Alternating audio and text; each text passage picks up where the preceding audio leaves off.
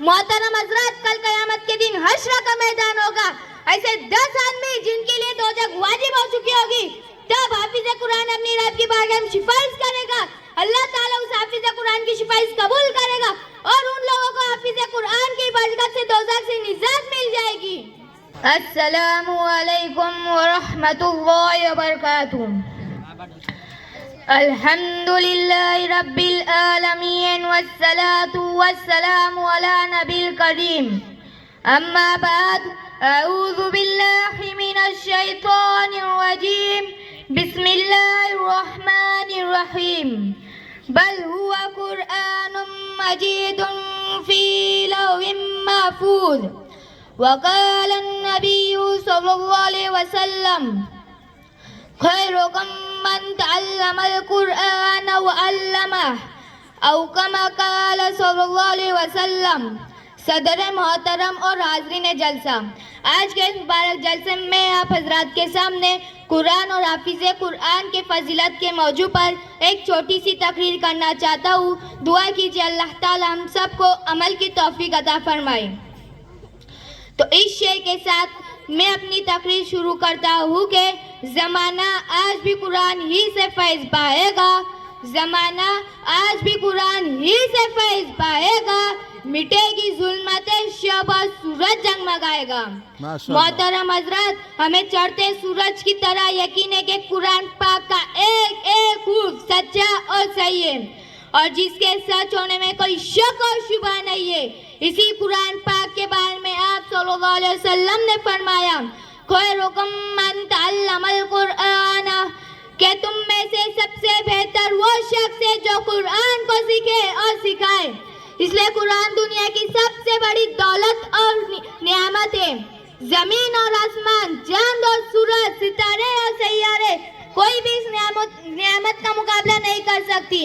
اللہ تعالیٰ کا یہ کلام سارے کلاموں سے افضل ہے. ایک حدیث پاک میں آتا ہے: فضل کلام اللہ سار الکلام کفضل اللہ علی خلقی تک، کہ اللہ کے کلام کو سارے کلام پر ایسی فضیلت حاصل ہے جیسے خود اللہ تعالیٰ کو ساری مخلوق پر فضیلت حاصل ہے. اسی طرح ایک حدیث میں آپ صلی اللہ علیہ وسلم نے فرمایا: جس نے قرآن پڑھا اور اس پر عمل کیا، اس کے والدین کو کل قیامت کے دن سورج سے بھی زیادہ روشن تاج پہنایا جائے گا. محترم حضرات، غور کرنے کی بات یہ ہے کہ جب والدین کو اتنے بڑے انعام سے نواز جائے گا تو پھر قرآن پاک کو پڑھنے والے کا درجہ اور مرتبہ کتنا زیادہ ہوگا. محترم حضرات، کل قیامت کے دن حشر کا میدان ہوگا. ایسے 10 آدمی جن کے لیے دوزخ واجب ہو چکی ہوگی، تب حافظ قرآن اپنی رب کی بارگاہ میں سفارش کرے گا. اللہ تعالیٰ اس حافظ قرآن کی سفارش قبول کرے گا اور ان لوگوں کو حافظ قرآن کی برکت سے دوزخ سے نجات مل جائے گی. مگر افسوس کی بات ہے کہ ہم نے قرآن پاک کو چھوڑ دیا. ہم نے اس کی پاکیزہ تعلیمات کو بھلا دیا. نتیجہ یہ ہوا کہ ہم لوگ ذلیل اور رسوا ہو گئے. ناکامی ہمارا مقدر بن گئی.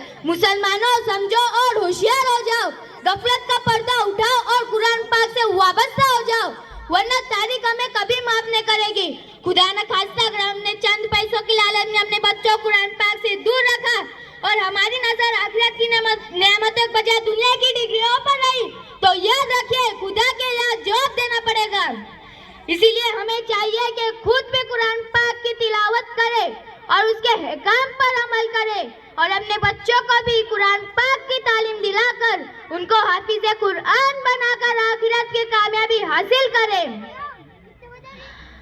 آخر میں دعا کرے کہ اللہ تعالی ہم سب کو عمل کی توفیق عطا فرمائے.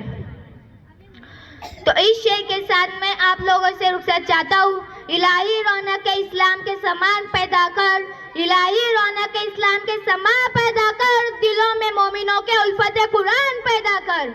وما علینا الا البلاغ المبین.